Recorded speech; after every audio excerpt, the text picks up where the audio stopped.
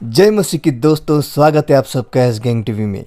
दोस्तों, कल हमने नूह की कहानी देखी थी कि किस तरह से परमेश्वर ने नूह और नूह के पूरे परिवार को बचाया।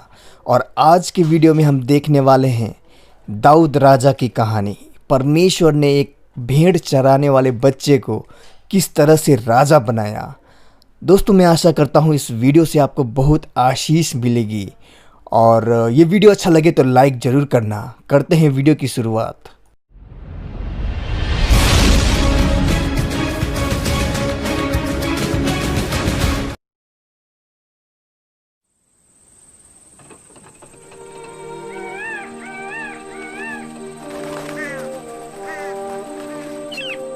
क्या आप जानते हैं कि हम सबको नई दुनिया में हमेशा तक जीने की आशा क्यों मिली है?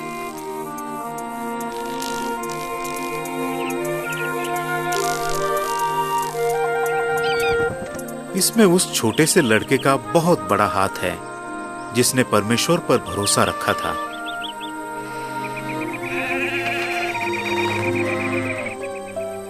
उसका नाम था दावीद। वो एक चरवाहा था जो आज से हजारों साल पहले जिया था। अपनी भेड़ों को जंगली जानवरों से बचाने के लिए उसे बहादुर होने की जरूरत थी।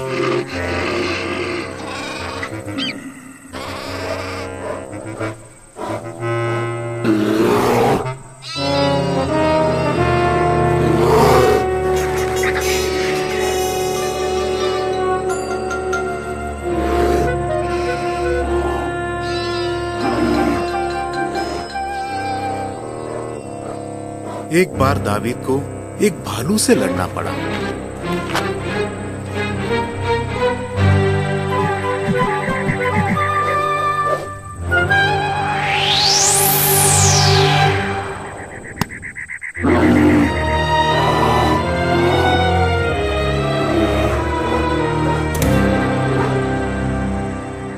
वो छोटा था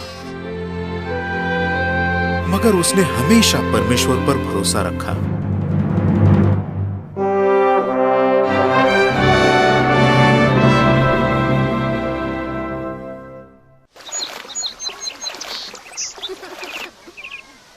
बात यीशु मसीह के पैदा होने से करीब 1000 साल पहले की है। राजा शाऊल के राज में गांव में लोगों की जिंदगी साधारण थी, लेकिन राजा शाऊल का विश्वास यहोवा पर से कम होने लगा और वो उसके आज्ञाएं तोड़ने लगा। अब यहोवा भी उस पर भरोसा नहीं कर सकता था। इसलिए यहोवा ने शमूएल नबी को ऐसा राजा चुनने के लिए भेजा जो शाऊल से बेहतर हो। ये काम बहुत खतरनाक था। क्यों? क्योंकि अगर शाऊल को पता चल जाता तो वो शमूएल को जिंदा न छोड़ता। यहोवा ने शमूएल से कहा कि वो अपने साथ एक गाय ले जाए ताकि सबको लगे कि वो सिर्फ बलिदान चढ़ाने आया है। इससे शाऊल को खबर नहीं लगती कि शमूएल असल में क्या करने जा रहा है।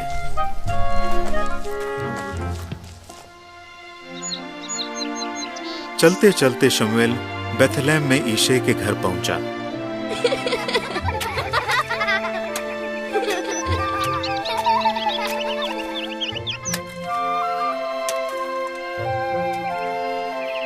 यिशै के 8 बेटे थे। जब शमूएल ने देखा कि सबसे बड़ा बेटा एलियाब लंबा चौड़ा और खूबसूरत है तो उसने सोचा जरूर यही वो होगा। मगर यहोवा ने शमूएल को खबरदार किया, उसके रंग रूप पर मत जा, क्योंकि मैं इंसान का दिल देखता हूं, रूप नहीं। अब शमूएल ने यिशै के बाकी 6 बेटों पर नजर डाली, मगर यहोवा ने न तो अबीनादाब को, न शम्मा को और न ही किसी और को चुना था। तब शमूएल ने यिशै से पूछा, क्या तेरे इतने ही लड़के हैं? यिशै ने कहा, मेरा सबसे छोटा बेटा दावीद भेड़ों को चराने गया है। तब शमूएल ने कहा, उसे भी बुला।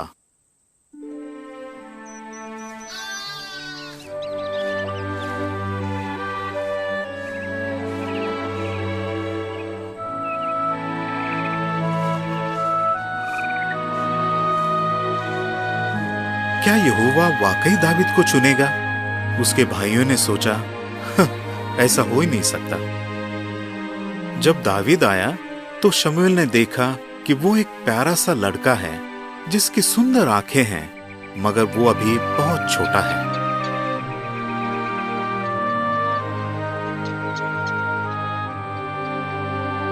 यहोवा ने शमूएल से जो कहा उसकी किसी को उम्मीद नहीं थी। यही है जो मुझ पर भरोसा रखेगा। इस्राएल का अगला राजा होने के लिए इसका अभिषेक कर। तब से यहोवा की शक्ति दावीद पर काम करने लगी।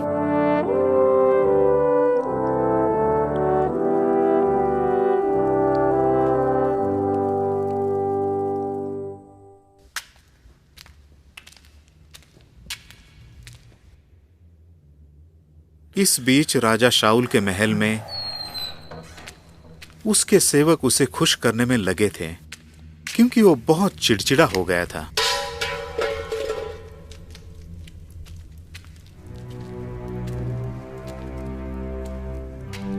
दुष्ट राजा शाऊल समझ गया था कि परमेश्वर ने उसे छोड़ दिया है,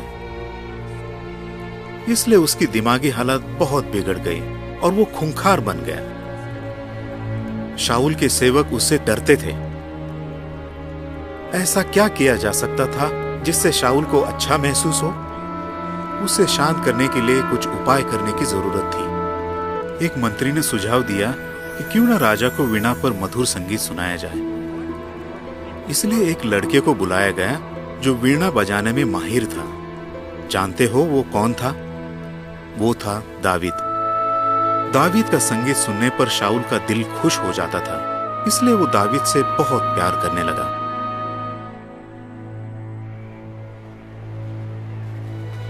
बाद में शाऊल पलिश्तियों से लड़ने गया। पलिश्ती इस्राएल के बहुत पुराने दुश्मन थे और वे यहोवा परमेश्वर से नफरत करते थे। इस्राएली सैनिकों ने एला नाम की घाटी में डेरा डाला। पहाड़ की एक तरफ इस्राएली फौज थी और दूसरी तरफ पलिश्ती। पलिश्तियों ने अपना एक सूरमा भेजकर इस्राएलियों को ललकारा।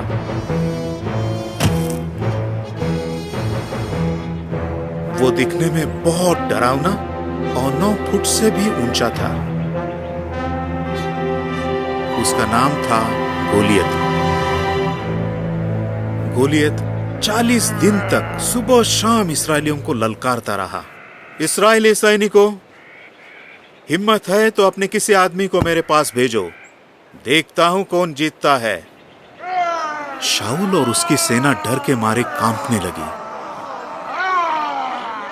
किसी में इतनी हिम्मत नहीं थी कि वो गोलियत का सामना कर सके। दावीद अपने भाइयों के लिए खाना लेकर मैदान में आया था। वो ये देखकर दंग रह गया कि कोई भी परमेश्वर की बेइज्जती कर रहे इस दानव से लड़ने के लिए तैयार नहीं है। जवान दावीद क्या कर सकता था? उसने हिम्मत से कहा, मैं गोलियत से लड़ने के लिए तैयार हूं। जब शाऊल ने यह बात सुनी तो उसने दावीद को अपने पास बुलवाया। दावीद को यहोवा पर भरोसा था, इसलिए उसने शाऊल से कहा, आप फिक्र मत कीजिए, मैं लड़ूंगा इस पलिश्ती से। मगर शाऊल ने कहा, तुम इस तजुर्बेकार योद्धा से लड़ने के लिए बहुत छोटे हो।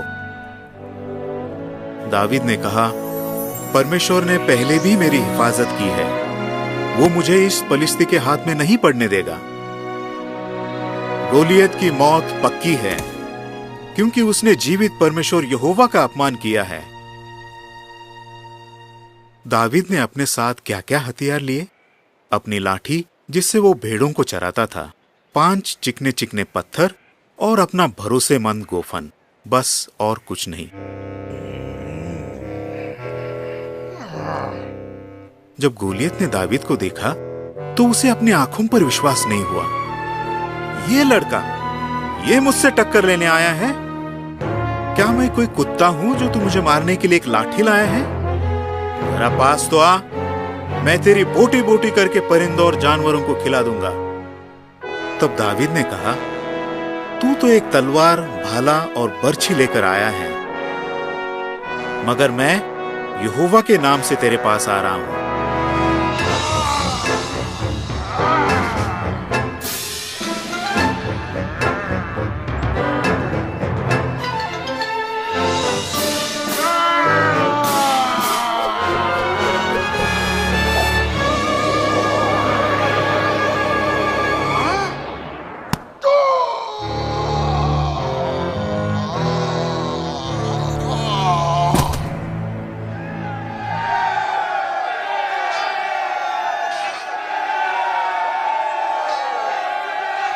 सारे पलिश्ती डर के मारे भाग निकले। इस्राएल के परमेश्वर यहोवा की क्या ही शानदार जीत हुई, और वो भी एक मामूली चरवाहे के हाथों।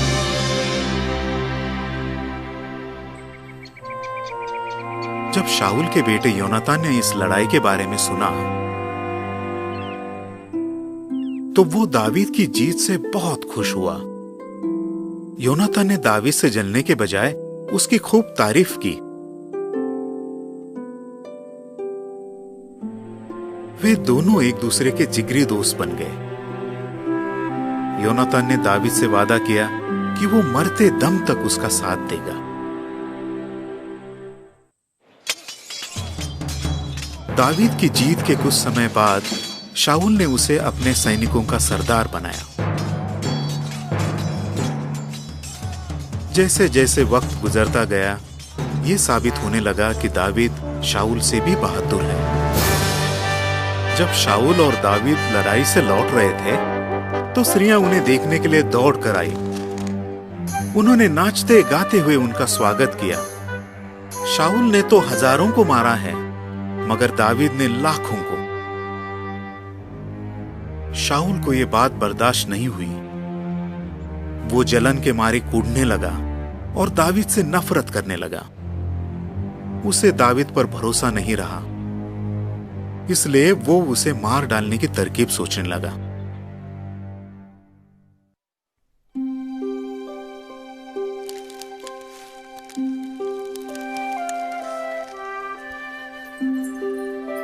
शाऊल की एक सुंदर बेटी थी जिसका नाम था मीकल।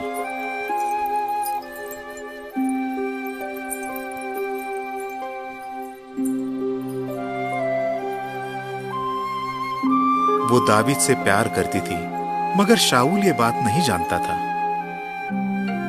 लेकिन उसके सेवक समझ गए कि मीकल दावीद से शादी करना चाहती है। जब शाऊल को यह बात पता चली तो उसे दावीद का काम तमाम करने की एक तरकीब सूझी।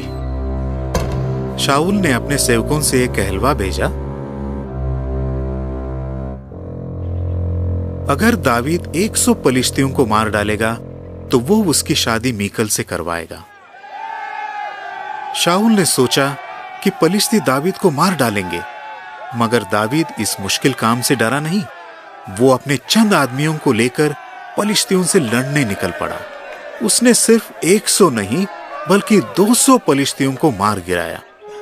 शाऊल की चाल नाकाम हो गई और उसे मीकल की शादी दावीद से करवानी पड़ी। शाऊल ये साफ देख सकता था कि यहोवा दावीद की मदद कर रहा है, इसलिए उसके दिल में डर बैठ गया। तब से शाऊल दावीद का जानी दुश्मन बन गया। मगर शाऊल को अब भी दावीद के मधुर संगीत की जरूरत थी। लेकिन ऐसा ज्यादा दिन तक नहीं चला। शाऊल की नफरत खुलकर सामने आई।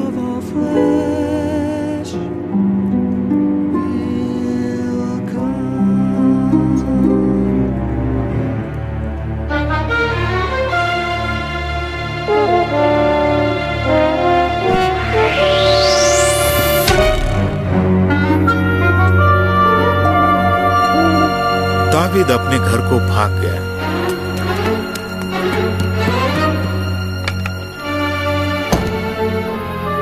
मीकल ने उसे कहा, तुम इसी रात यहां से भाग जाओ, वरना कल तक तुम जिंदा नहीं बचोगे।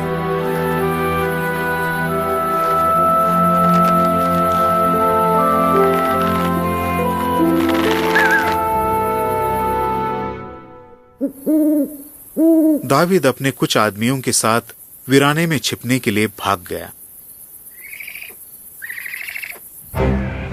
शाऊल और उसकी सेना दावीद का पीछा करने लगी।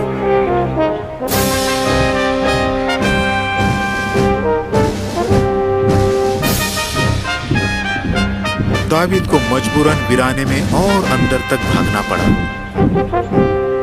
वहां उसके सामने क्या क्या खतरे आते।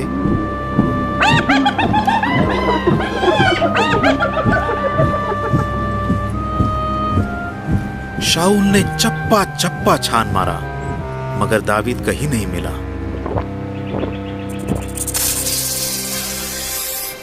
शाऊल ने ठान लिया था कि वो दावीद की जान लेकर ही रहेगा।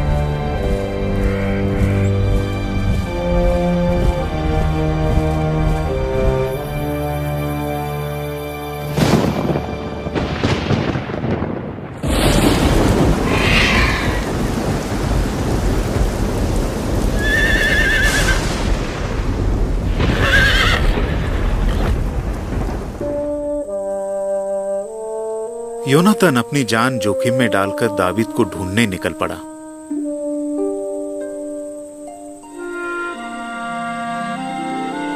वो दावीद की हिम्मत बढ़ाना चाहता था, मगर दावीद को ढूंढना इतना आसान नहीं था।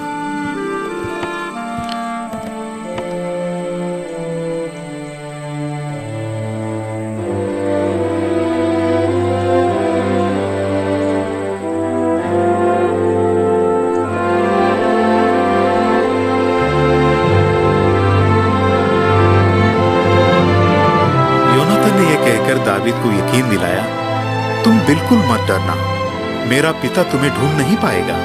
तुम ही इस्राएल के राजा बनोगे और मेरा पद तुम्हारे बाद होगा।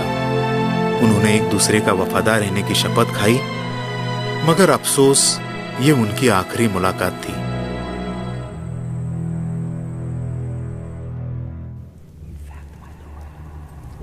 कुछ वक्त बाद शाऊल को पता चल गया कि दावीद कहां छिपा है। शाऊल ने अपने 3000 वीर सैनिकों के साथ दावीद के इलाके को घेर लिया।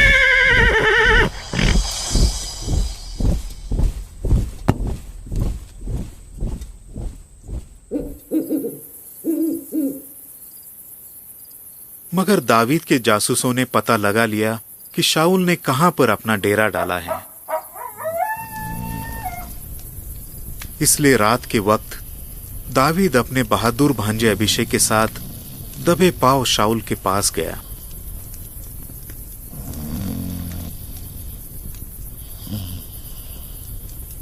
सारे पहरेदार सो रहे थे।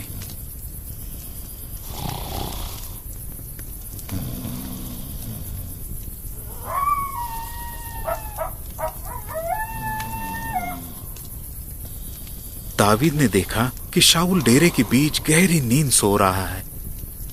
अभिषेक शाऊल को मारने के लिए उतावला हो उठा। उसने दावीद को धीमे से कहा, एक बार मुझे मौका दो, मैं भाले से इसे जमीन पर ठोक दूंगा। मगर दावीद ने कहा, नहीं, यहोवा के अभिषिक्त राजा को मारने की बात मैं सोच भी नहीं सकता। इसे मारने के बजाय हम इसका भाला और पानी की सुराही लेकर यहां से निकल पड़ते हैं।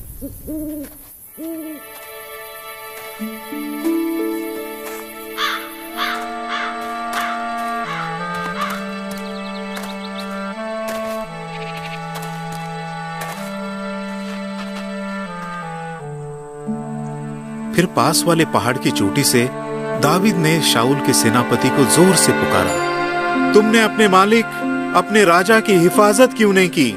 उसकी जान खतरे में थी। देखो, मेरे पास राजा का भाला और पानी की सुराही है। फिर उसने शाऊल से कहा, मैं चाहता तो तुम्हें मार डालता, मगर मैंने तुम्हें इसलिए छोड़ दिया क्योंकि मुझे यहोवा पर भरोसा है कि वो मुझे महफूज रखेगा और दुश्मनों से मेरी हिफाजत करेगा। तब शाऊल ने कहा, दावीद, तुम्हें जरूर आशीष मिलेगी, जीत तुम्हारी ही होगी। इसके बाद दावीद वहां से चला गया और शाऊल अपने घर लौट आया।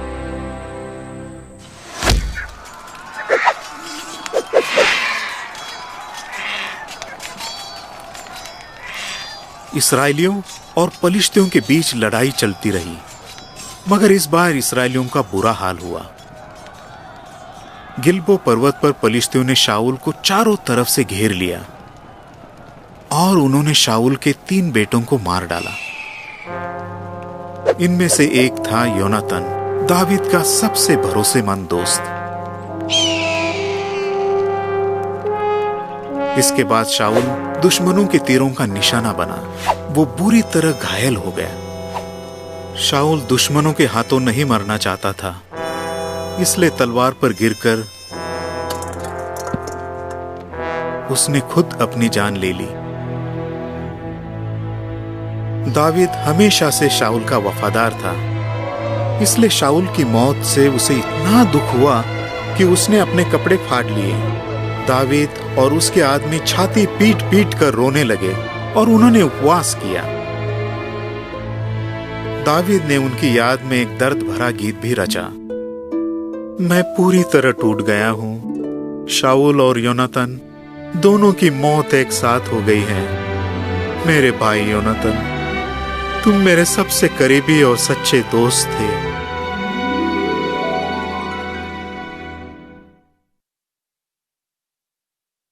कुछ साल बाद यहोवा का वादा पूरा हुआ।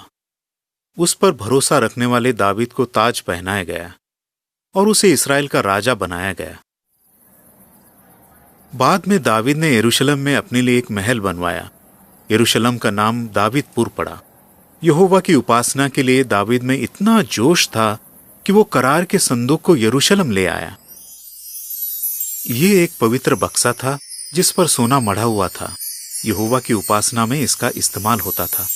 इसे अब तक यरूशलेम के बाहर रखा गया था। आखिरकार संदूक के बारे में यहोवा की हिदायतों का अच्छी तरह पता लगाया गया, जिसके बाद लेवी याजक संदूक को डंडों के सहारे अपने कंधों पर ले आए। संगीत और नाच गाने के साथ जश्न मनाते हुए संदूक को यरूशलेम के एक तंबू में लाया गया। दावीद और इस्राएल के सभी लोगों के लिए वो एक खास दिन था। दावीद मारे खुशी के नाचने कूदने लगा। यहोवा की उपासना को पहली जगह दी जा रही थी।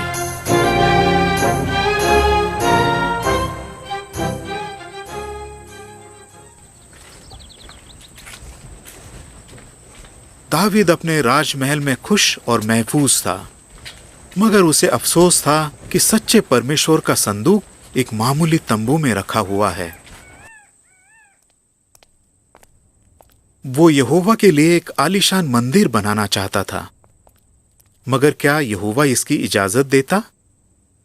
यहोवा ने अपना फैसला बताने के लिए नातान नबी को दावीद के पास भेजा। यहोवा का फैसला सुनकर दावीद को ताज्जुब हुआ। नातान ने उसे बताया कि वो मंदिर नहीं बना सकता, क्योंकि उसने बहुत सी लड़ाइयां लड़ी हैं। ये सम्मान उसके एक बेटे को मिलेगा। यह सुनकर दावीद बहुत निराश हुआ। फिर यहोवा ने दावीद से एक और वादा किया। वो ये था कि दावीद का परिवार ही हमेशा के लिए राज करेगा। आगे चलकर उसके वंश से एक राजा आएगा जो सारी धरती पर सदा के लिए हुकूमत करेगा। वो दुनिया का सबसे महान राजा साबित होगा।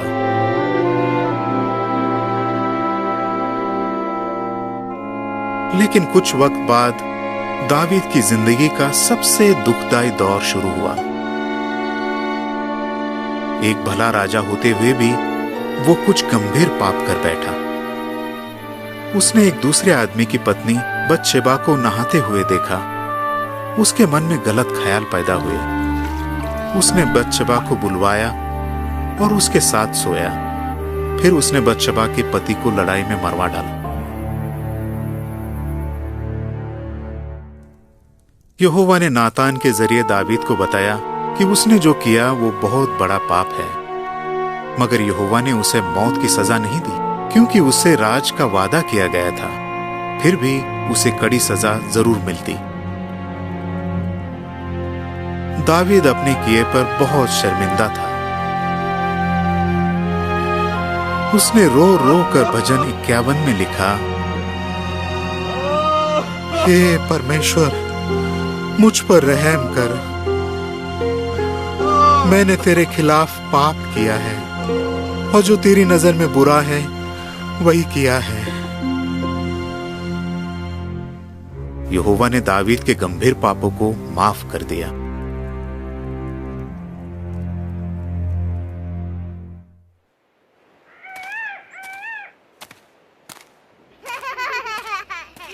अगर दावीद की पूरी जिंदगी पर गौर करें तो वो एक भला और वफादार राजा था। उसके राज में इस्राएल देश में हर कहीं शांति और खुशहाली थी।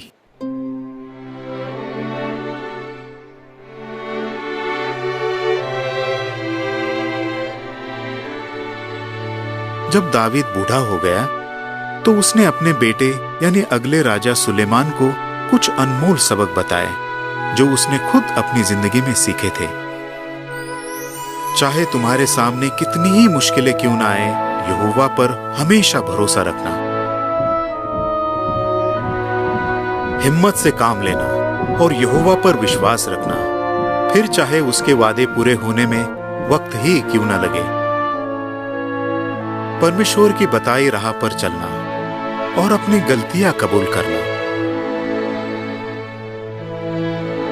हमेशा सच्चे परमेश्वर की सेवा करते रहना और उस पर भरोसा रखना।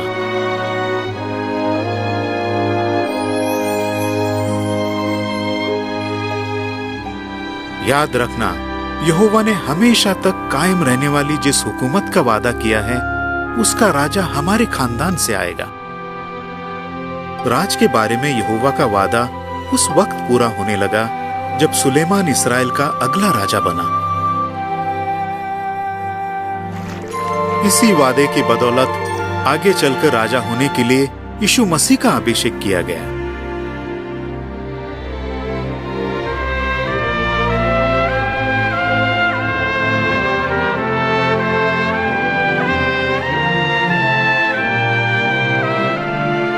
आज यीशु स्वर्ग से राज कर रहा है। वही सारी धरती पर राज करने का असली हकदार है।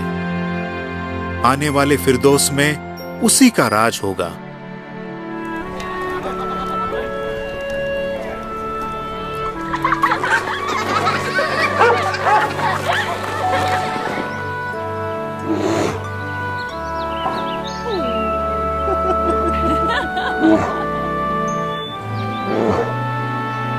मसीह की हुकूमत में दावीद और योनातान फिर से जिंदा किए जाएंगे। तब वे दोबारा एक दूसरे से मिलेंगे।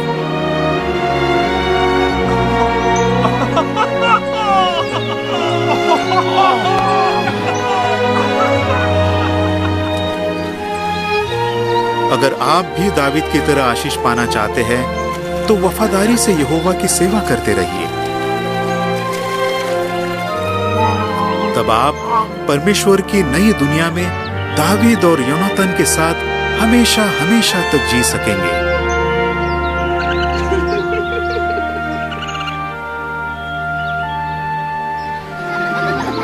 जी हाँ, आपको भी परमेश्वर पर भरोसा रखने का इनाम मिलेगा।